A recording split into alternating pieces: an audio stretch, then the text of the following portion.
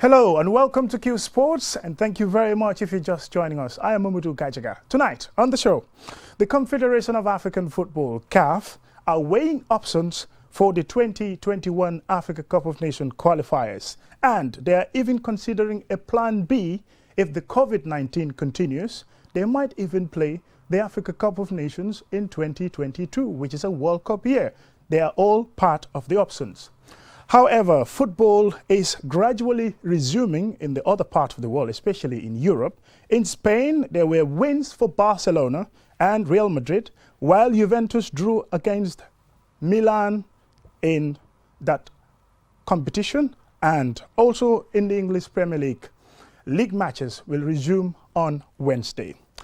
Still on the program, the big talking point is Gambian sprinter Mamadou Sy is training both as an athlete and learning at Long Island University in Brooklyn, New York. We will get him on the show and we will discuss extensively how is it going to be being an athlete and at the same time doing your academics at the university. All that on tonight's show. And I have with me on the line Mamadou Sy, who is a sprinter who competed for the Gambia since 2015 in Mauritius and also took part in other competitions, even the ECOWAS sprint competition, which was hosted in the Gambia. And his latest to perform for the Gambia was in the 2019 African Games in Rabat, Morocco, where he took part in the 4x100 meters medley relay. Welcome to the show, Mamadou Sy. Thank you so much, Mamadou, for having me on this special program. Yeah. Now you are going to begin a new journey, a 4-year university program at Long Island University in New York, but currently you are in California because of the lockdown. Now, tell us about being an athlete and getting also into academics at the same time. You know, it's not gonna be something that is going to be an easy thing because like you have to go to school and at the same time training. Because like athletics, it's my job, it's my profession, so I have to respect it. And then also education, it's also important because life after sport is very important. So you're gonna be in the sport for like 35 years. After that, you have to do something because like by the time you will get old and then you will have nothing to do. So it's gonna be something that is going to be very hectic with me, but I have to do it because it's my career and then, yeah. I've read a lot about the university where you're currently going to be based at, doing both your sports and also your education. It's a reputable university when it comes to athletes in general, whether it's football, whether it's baseball or basketball, and now you are going into track and field. What's your expectation as far as this institute is concerned? I will start with athletics. Like they have a lot of good talented athletes there that participated in the Olympics.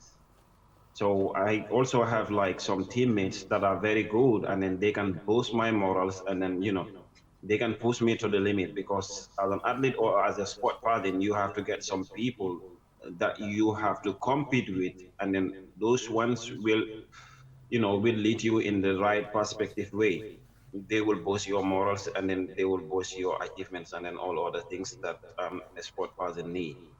So in terms of academics, they are also very good because they have very good professions and then very good labs and then very good students, because as my coach told me, the school is very good. Yeah.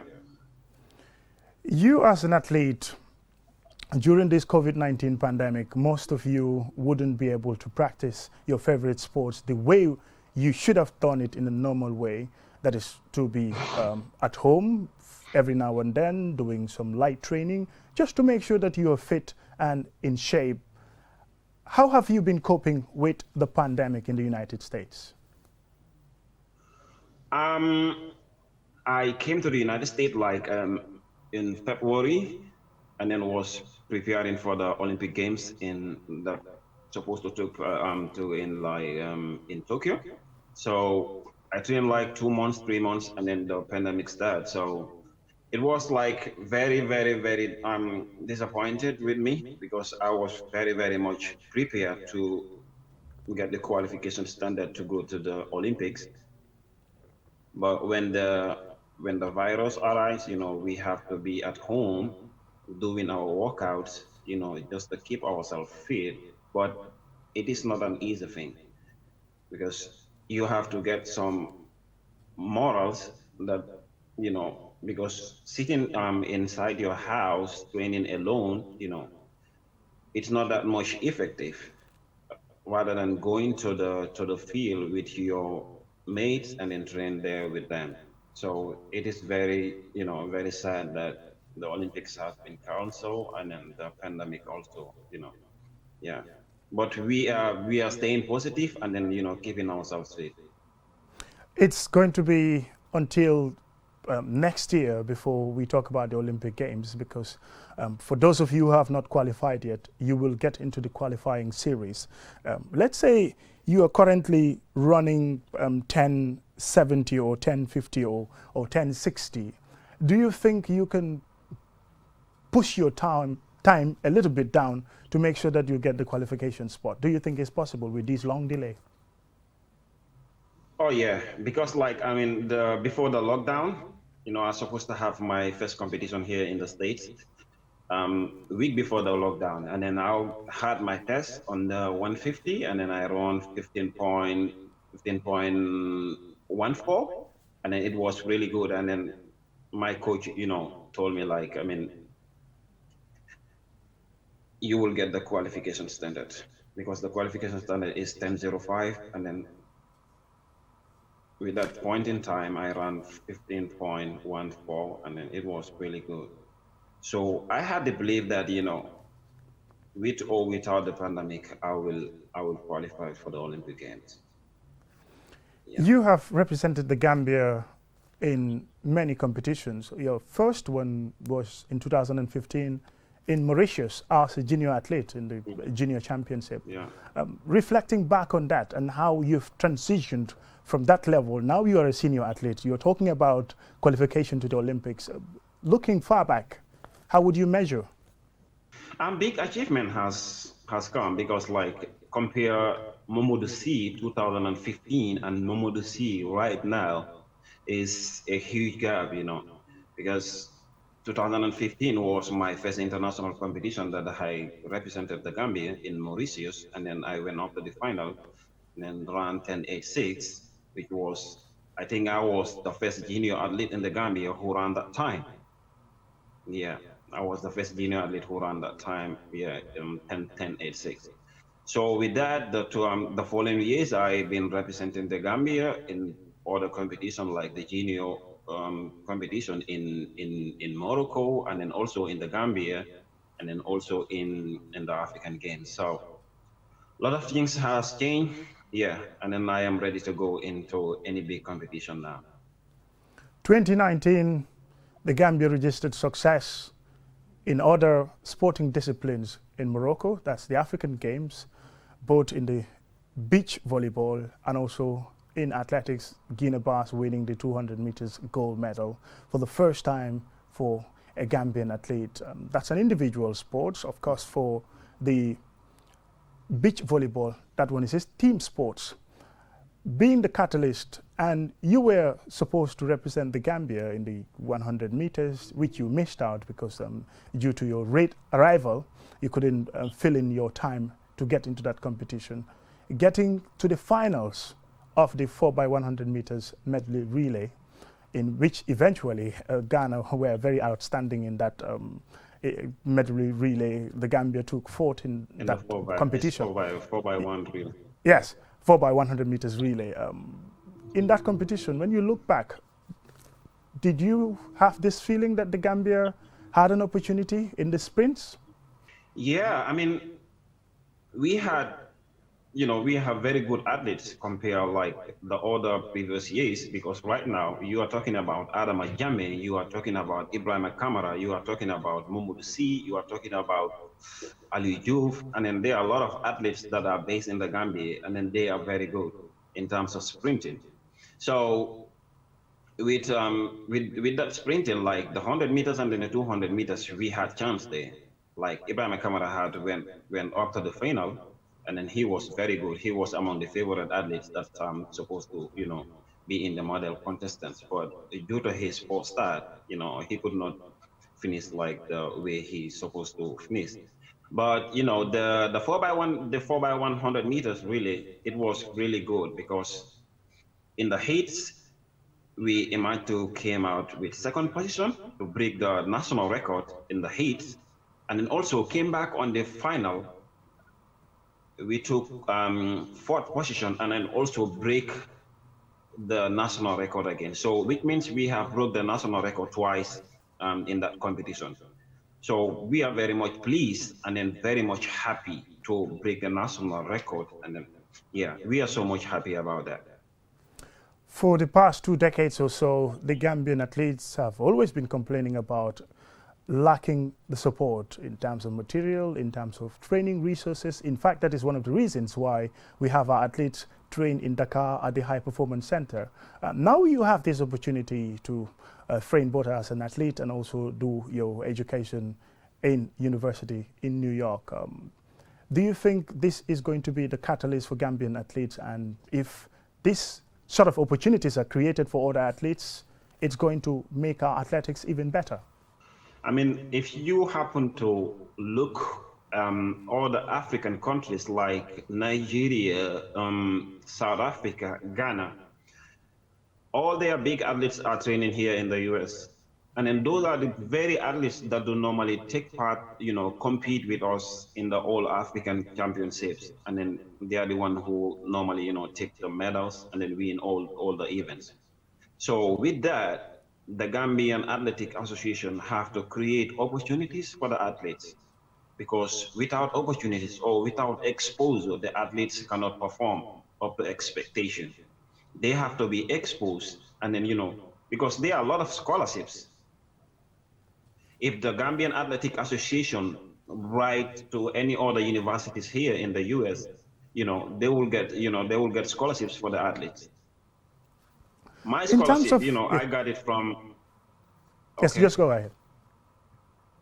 Okay. I got my scholarship from LIU Brooklyn in New York through a help of my friend, a sister from Germany. She came to the Gambia to do a charity foundation like the Smiling Kids of Africa. She was born in the Gambia and then raised in Germany, and then she was competing she is still competing for Germany in track and field. She is a long jumper. She was #1 all 2018 and then sponsored by Puma. So in 2019, she came to the Gambia and then brought a lot of shoes, like 600 pairs of shoes, and then she was trying to distribute those shoes, like the spike shoes and then sports shoes, to the athletes that don't have like the sports shoes and then spike. So with that, I have connection with her, and then they started to help me. So they create this opportunity for me, and then I came to the US and then have my scholarship. Yeah. In terms of ambition, where do you see yourself?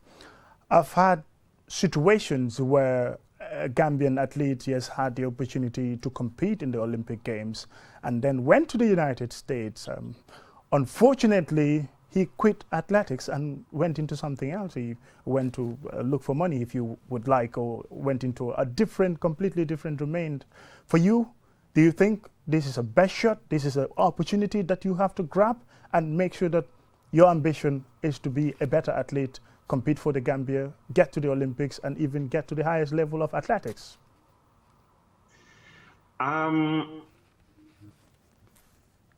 I think that question is very important to the athletes in the Gambia, back home in the Gambia.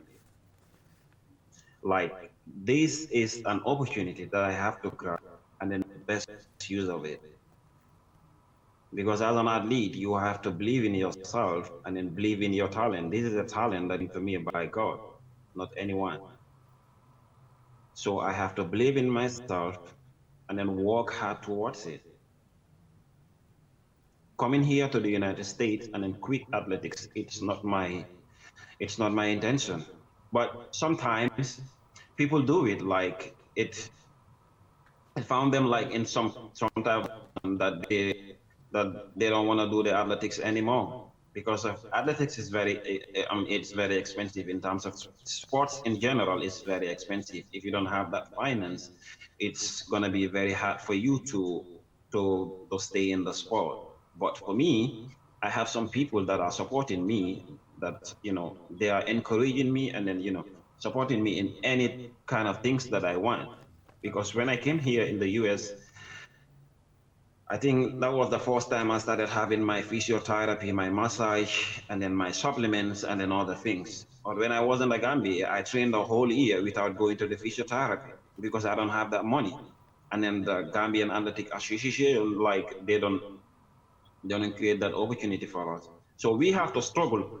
We struggle a lot in the Gambia. Some people came to the stadium without having fares to the stadium. It's very sad with them. But for me, I was staying at Bakau, at my uncle's at Ramanture. So he was really supporting me, and then, making me to believe in myself that, Momodu, you have to struggle a lot. And then with this, you will excel. And then I believe in that. And initially, Yeah. we've talked about sports and education. Many athletes would get into sports believing that sports is plan A, sports is plan B, and sports is plan C. For you, what's the distinction here? Yes, you are a very good athlete competing for the Gambia at this level. Now you're into university.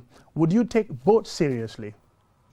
I mean, like Gajaga, like I told you earlier on, sports is very important, but life after sport is also very, very much important. All the athletes have to consider that when you reach up to 35 years to 40, you cannot compete anymore. After sport, what are you going to do? If you are not that much educated, you will not have a job. So you have to go to school and then also doing your sport as your career. And then after that career, you have something else to do. I mean, I always thought about that, like, after sport, what am I going to do? The only thing that I will do is to go to school. And then now I have the opportunity to go to school and at the same time doing my athletics. So I am very much happy and then pleased on that. And then I am urging all the Gambian athletes, if they have this kind of opportunity, let them go to school and then also doing their career as an athlete. In terms of motivation and inspiration, who has been your role model? Who do you look up to say, I want to be like him?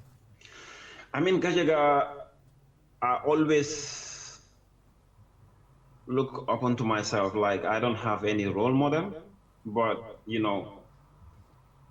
my family, that my mom, I always tell that, my mom, because she struggled a lot for me. So she's the source of I lost my motivation dad for you. since when I was, yeah, I lost my dad since when I was 2 years of age. And then, it's been very hard with my mom to raise, the family and then all the stuff. So with this sport, I will do anything possible just to make my mom happy. She is the only motivation that I have. Just to make my mom happy, make myself happy, make the Gambian people happy. Because I want to be the first person to bring a sponsor in the Gambia. Because right now I have a connection with Puma. They are sponsoring me, like all the kits that I am wearing. They are the one who normally give it to me. So with that, I want to sign with them. And then there is a certain time that I need to run. Like if I happen to run or qualify for the Olympic Games, I will get a sponsor. And then with that sponsor, I can help the Gambian athletes. So with that, I am very much happy with that. My mom is my inspiration and then my motivator. Well, that's a good one there. But sounds so positive, and Yeah. your family, especially your mom, really contributed a lot towards your inspiration and development and career. In terms of success story, the Gambia have abundant raw talent. Developing them and harnessing them has been always the challenge. The infrastructure in terms of sports, for me, I will call it zero. It's just next to nothing. And this includes all sports, not football, not basketball, not athletics, Yeah, athletics might be a little better because you have the track at the stadium. It was one time renovated. But most athletes in the Gambia would train on their own. Seeing the difference now in the United States, being trained by a professional coach, where do you draw the line here? How has it improved you, somebody who is a professional in his domain, giving you some of the instructions on what to do as an athlete? Okay, Mamadou, I think I will not blame the coaches that are in the Gambia. That, I mean, they are really trying hard to support us, because like all the coaches in the Gambia have to be given a scholarship to go and then do their coaches. But I think like a few coaches have been given that opportunity to go and then do those courses, and then most of them fail. So it's really hard to train under a coach who is not that much qualified or to be a professional coach, because the only thing he will give you is the same thing. I mean, if he give you like the program like for 1 week, that's the same program that he will give you the other week. So you will not know your standard, and then be training in the Gambia as an athlete. It's also very much discouraging, because sometimes you train the whole year without a competition. Because it happens to me like 2018, I trained the whole year without a competition. So I was very much discouraged. Like all the resources that I have spent, it came back zero to me. And then people were telling me like, you are following this thing and then you are not gaining anything out of it. So I was really more sad that people are telling me that. But, I have to sit back and then think about like Momodisi of 2014 and then Momodisi of 2018 is quite different now. So I have to believe in this and then go forward. But training under a very good professional coach, it's really good, Momodu, because I have learned a lot. When I came here, I was taken back to basics because my techniques were somehow very bad. So the coach have to rectify me into my techniques, because we don't have that in the Gambia. Coaches are really trying, but the knowledge is not that much there. But compared to the coaches that are here in the States, they are far much more better than the coaches that we have in the Gambia. Yeah, but Well, they are really trying. yes. Thank you very much, Mamadou, for your time on Qsports. We really appreciate talking to you, and we wish you all the best of luck in your athletics career, and also getting into university in New York in just a few months' time. It depends on the COVID-19. If everything goes well, life returns to normalcy. Thank you. Thank you so much, Mamadou. And that's Mamadou C, Gambian athlete, who was talking to us about his new scholarship in the United States of America, getting to university, and also practicing his favorite sports, that is athletics. Track and field, he represented the Gambia in international competitions, that is in the 2015 African Youth Games in Mauritius, also the ECOWAS Championship, which was held in the Gambia, and also the African Games and other competitions. So he's looking forward to a great career ahead of him. Now, finally, to the Confederation of African Football, that is CAF, who are weighing options, looking forward to see how they deal with the COVID-19 pandemic, which has really brought standstill to global sports in general. But the Africa Cup of Nations qualifiers, which is meant to be in Cameroon 2021, could even be pushed further to 2022. But it all depends on what happens with the COVID-19 in terms of situation and change as far as the pandemic is concerned. So these are some of their options. The first plan is to play the qualifiers in October and November. You'll have 2 matches in October, 2 matches in November. That's for the qualifiers. But the other option also is to delay it until next year, play and complete the qualifiers, and even push further the Africa Cup of Nations. And this also entirely depends on if Cameroon is ready with infrastructure and everything. Remember, they were meant to host it But just because the infrastructure wasn't ready, that's why the tournament was moved to Egypt. Until then, we say thank you very much. We enjoyed your company. Until we come your way, keep on sporting, and bye for now.